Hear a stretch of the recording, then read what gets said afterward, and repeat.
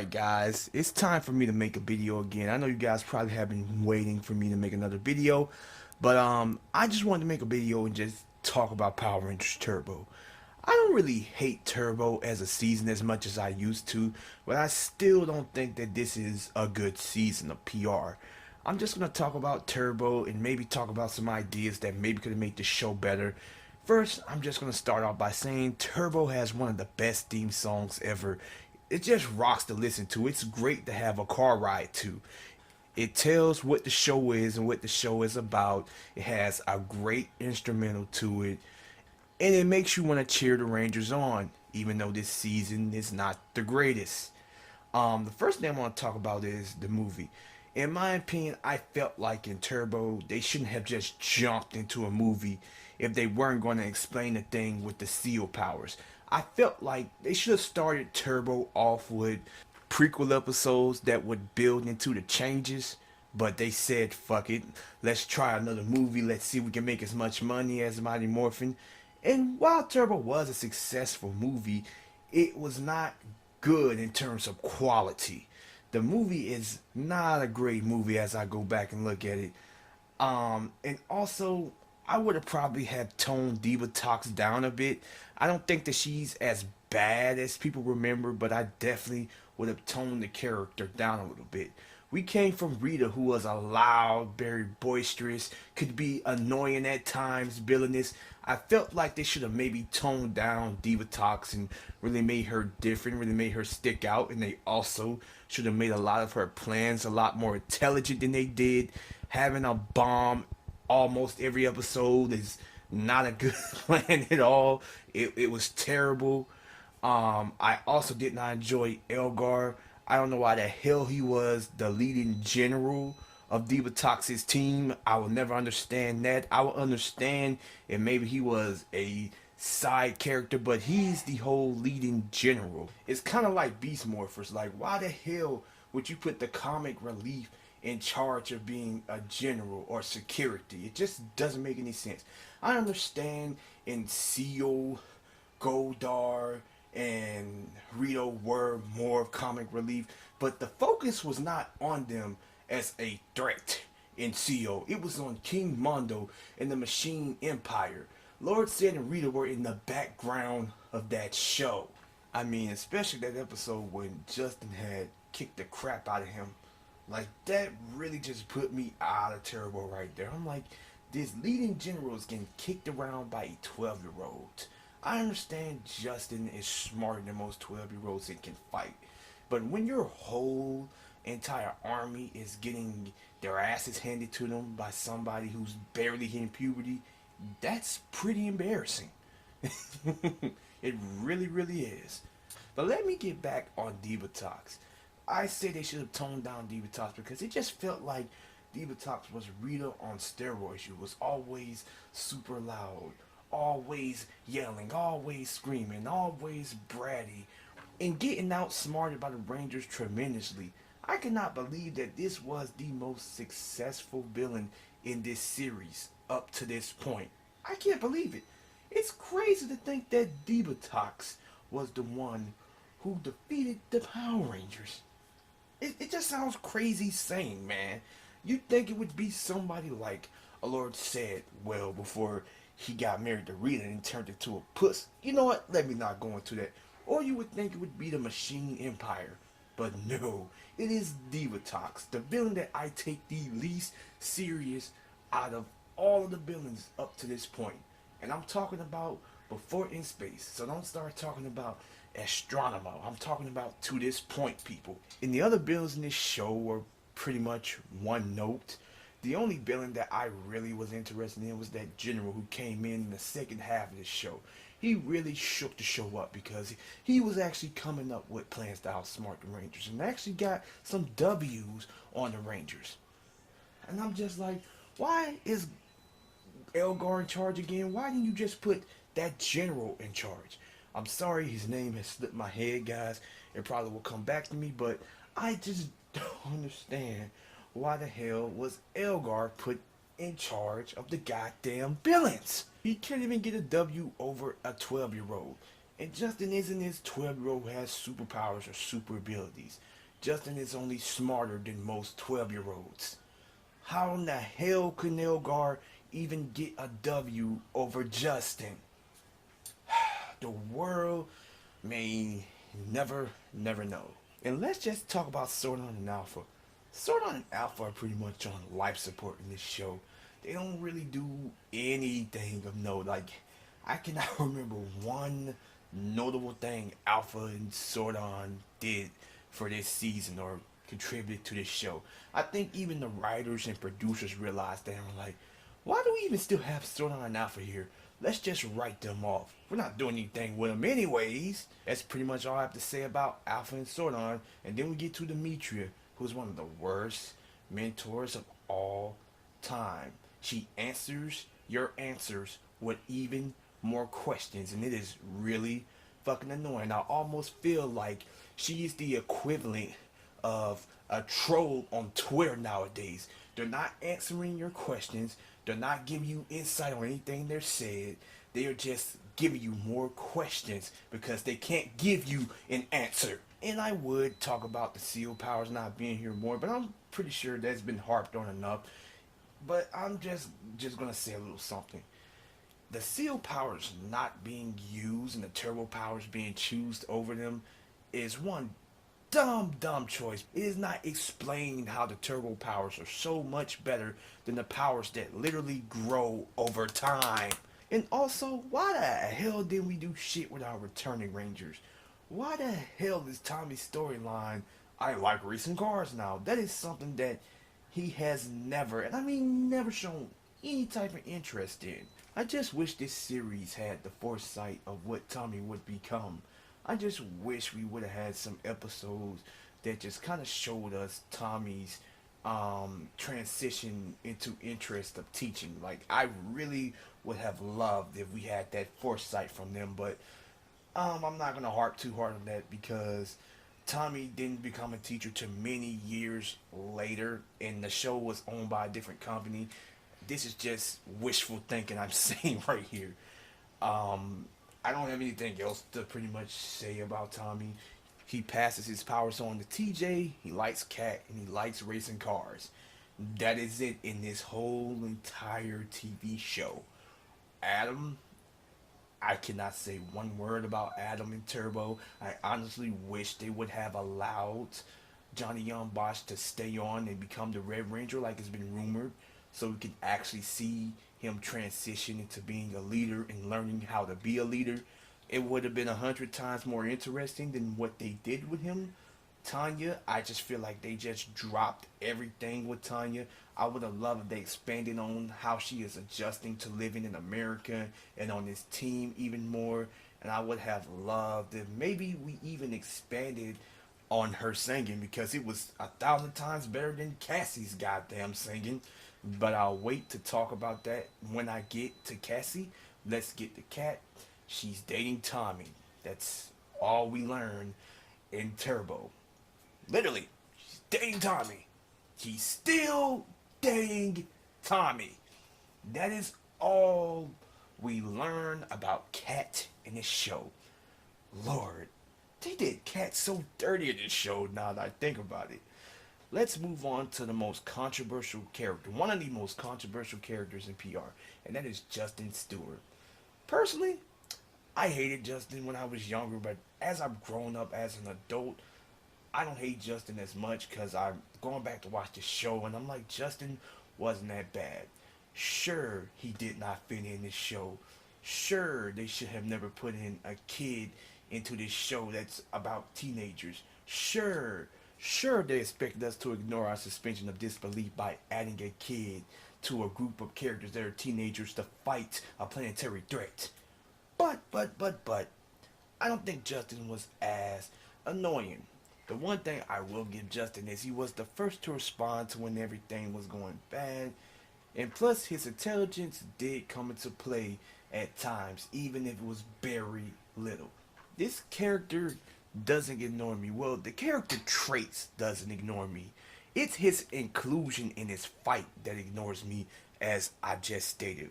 Were there not any other better choices?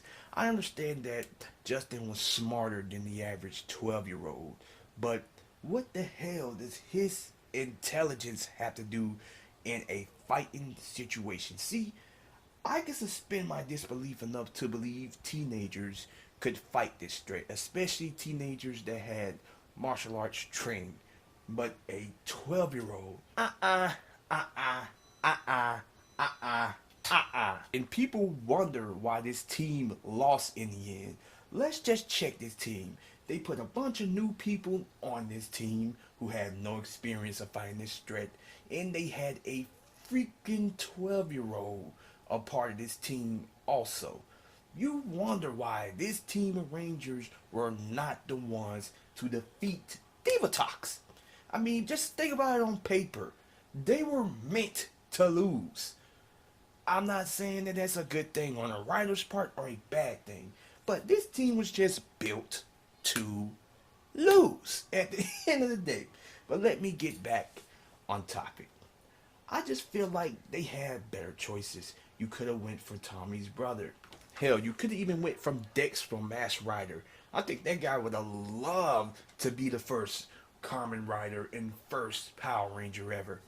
Hey, could have did it. You could have even chose Richie from the goddamn Juice Bar. And also, what was the problem of choosing Zack and or Jason? Why the hell couldn't you have bought them back to make them the new Blue Ranger? I understand that you already bought Jason back, but hell, he would have been a better choice than goddamn Justin. Hell, I would have loved to see Zack come back because we hadn't seen Zack for a minute at this point. I mean, just think about all the choices Sordon had, and he decided to choose a 12-year-old of all the choices that he had. And don't give me that crap that he saw the Rangers teleport. Alpha is a tech genius, and Sordon is a goddamn wizard. You don't think I think they could have developed some technology to wipe Dustin's memory, especially with the help of Billy, even though Billy had been gone by this point. But Billy could have definitely have given them ideas for technology. So don't tell me that one. I am just saying we had better choices than Justin to fight this goddamn threat. Literally, his character's inclusion in this just baffles me every time that I watch this show. I would love to see Blake Foster come back as an adult and redeem his characters in the fans' eyes. But for now, this character is not a character that I really care for. I don't hate the character like a lot of people do. I am just indifferent on the character, in my opinion. Now let's move to the new team. Honestly, I do like TJ in Turbo, even though I feel like he didn't really do much.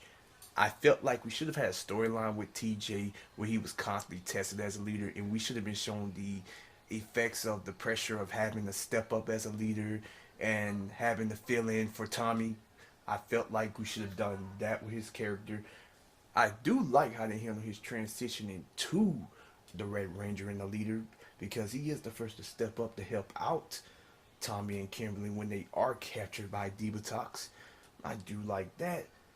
But he's not really given much to do in Turbo outside of him having to choose to blow up the weapons and the swords. That's pretty much what TJ does. It's pretty much it in Turbo. I feel like he's given a lot more in space. But that's all I have to say about TJ. I am happy to see one of my own, a black man, becoming a Red Ranger. But they don't really do much with TJ in this show. Let's talk about Carlos, who they also don't do much with in this show. Now let's move on to Carlos, who they don't really do anything with until in space. And I don't mean to quote Linkar, but in Carlos' introductory episode, we're shown that he doesn't like teamwork. And while yes, he does learn a lesson, we don't really get to see how much that lesson impacts him. So why was he chosen again? I don't know. I don't know at all. I just felt like they handled the transition better in MMPR season 2. I just don't know why some of these characters were chosen. Let's get to Cassie. She wants to be a singer, but can't sing a lick. Her and TJ are friends, but we don't really get to see that expanded on until in space. I don't get how people ship Turbo TJ with Cassie TJ. Sure, they were friends, but their friendship is not really expanded on that much in Turbo. So I don't get how they are shipped by fans in this show. I don't. I just don't. I don't understand it. I don't get it. Now let's move on to Ashley, who doesn't also get interesting until in space. Hell, we never even got to see Tanya meet Ashley. So I really don't know why the hell she's here. I honestly don't. I'm just so confused of why Ashley, out of all these people, were chosen to be a ranger. I don't get it. I don't get it, man. The only two choices that make any type of sense to me are TJ and Gassy. Everybody else, I don't goddamn know. I don't know. I don't know. But I will give the new cast this. I will give the second team this. I could tolerate them a lot more because at least, and I mean at least, when they got on the show, things changed. Look, that second half of Turbo is the better half, I will say, because they were building all this up into one of the best seasons of the show in space. So I can definitely tolerate this new team more than the one that we had because the lack of effort they put into doing anything with the old team bothers me a lot more than the lack of effort that they did putting into this team. Simply because they were still trying to figure out which direction they wanted to take this new team into, while they had plenty of time to do things with the established Rangers. That's why them not doing anything with the old team really bothers me and it really pisses me off because I felt like this was supposed to be the part of the show where they graduate and we get more into their adult lives and we set things up for all of their futures. But for some reason they just said, fuck that, let's go back into the status quo. I tell you, man, I don't get it. I don't get it at all, man. But let's talk about what this show is known for, or one good thing about this goddamn show. The last episode of Turbo, or the last episodes of Turbo, were some of the best episodes in this series. I love how they built the second half of this story into space, especially within those last episodes, where you just feel like that there's no hope left for the Rangers, where you feel like the Rangers are finally defeated. They have to leave Earth. They have to go off into space on an unknown and uncertain adventure. That's what I like about Turbo. That's pretty much it, guys. Turbo, in my opinion, is a season that was just riddled with problems from the start. The transition of Seal was handled very bad. The Sentai that they chose to adapt was a parody of PR, and they shouldn't have never ever adapted Car Ranger in a serious storyline. They should have never did that. That was all of the villains outside of one are terrible. Well, at least I can say we got one of my favorite characters ever in this series, and that's the Phantom Ranger. The mystique of him and everything surrounding him was pretty interesting. We are just now figuring out what his identity is through the comics 25 years later. So that's another thing that I do like about Turbo that I can say didn't annoy me about this show. But in all honesty, I would definitely recommend the second half of this show. Like I said, everything leading up to In Space is interesting, and I just think the show really did need a fresh coat of paint with new characters, even though they didn't do very much with the characters. Although I did dislike the way they were mishandling the established characters and weren't doing a damn thing with them. First half was just such a slog to watch. It left such a bad taste in my mouth. that I can't say I like this series.